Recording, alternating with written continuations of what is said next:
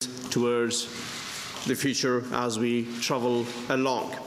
Mr. President, I yesterday had the honor of visiting Walter Reed's Hospital, where I visited with the wounded who had returned from Afghanistan and from Iraq.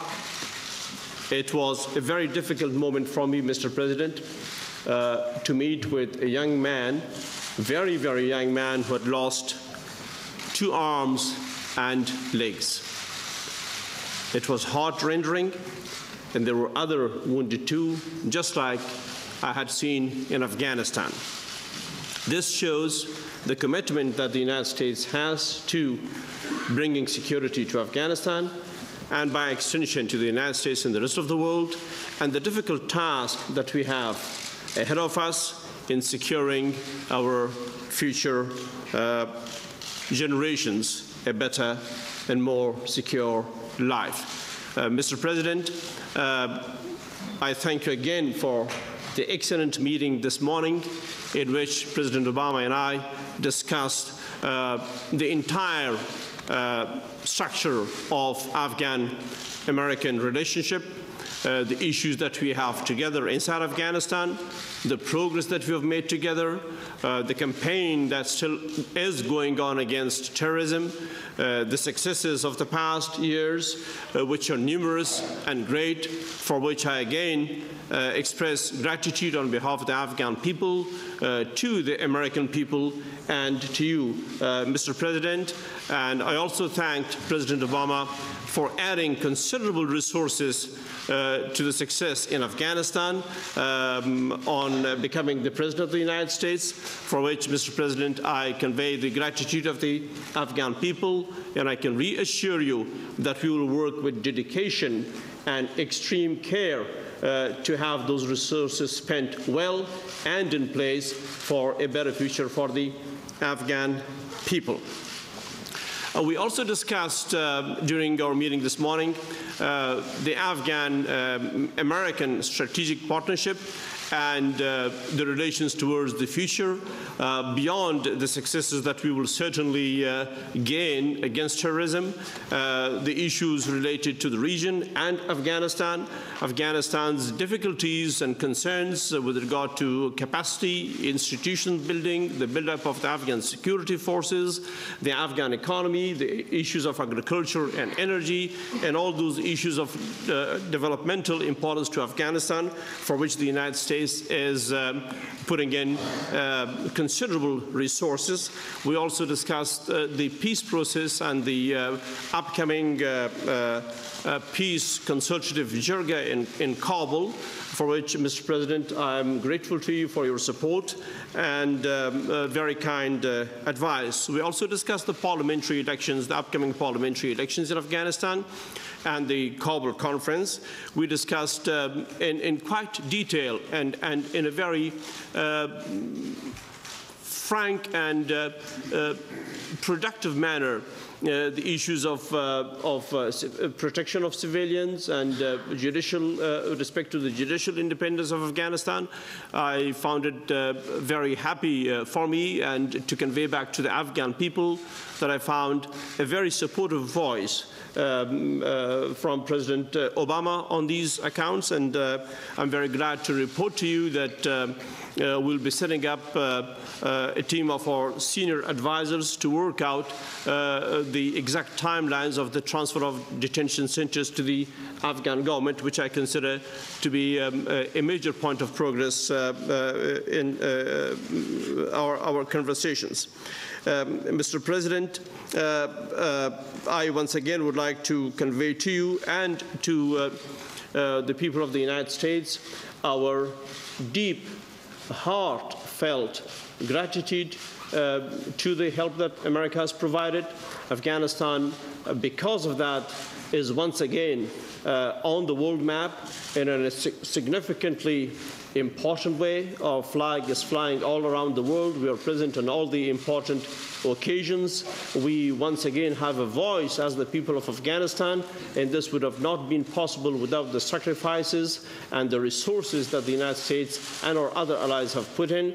Afghanistan is grateful. Afghanistan will definitely, with your help, succeed towards the future. There are, of course, issues that are still of concern to all of us. We have shortcomings in Afghanistan still. Afghanistan is still a very, very poor country.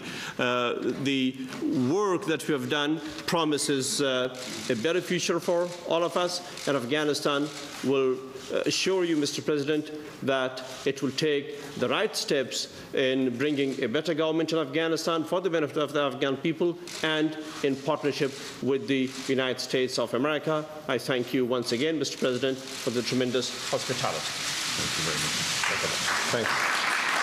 Thank you. We've got time for 2 questions from the U.S. press, 2 questions from the Afghan press. And so I will start with Mark Knoller of CBS Radio. Where's Mark? There he is. Good to see you, Mark. Thanks. Gentlemen, it sounds from your statements as though you've been able to put aside the tensions and frictions that were in evidence a month or so ago. Can you tell us if you discussed those concerns that were raised at that time, and have you figured out how the relationship may have come off the tracks? And Mr. President, may I also ask you about your talk with the new Prime Minister of the United Kingdom yesterday. Are you worried in any way that the UK's support in Afghanistan might wane? I will take the second question first. I had a conversation with David Cameron yesterday. He's somebody who I had had the occasion of meeting when I had traveled to England previously. I find him to be a smart, dedicated, effective leader, and somebody who we are going to be able to work with very effectively. He reaffirmed, without me bringing it up, his commitment to our strategy in Afghanistan. And I am confident that the new government is going to recognize that it is in the interests of all the coalition partners to help President Karzai succeed and to build a more prosperous and secure and stable Afghanistan, which in turn will help assure our long-term security. And by the way, when I had the conversation with Prime Minister Cameron, we also both reaffirmed the extraordinary special relationship between the United States and Great Britain, one that outlasts any individual party, any individual leader. It is built up over centuries, and it's not going to go away.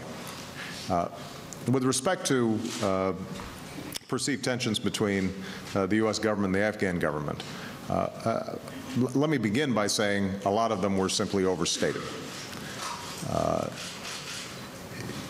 When I came into office, I made it absolutely clear that I intended to resource an effective strategy in Afghanistan and work with the Afghan government so that we have a strong, stable, prosperous Afghanistan.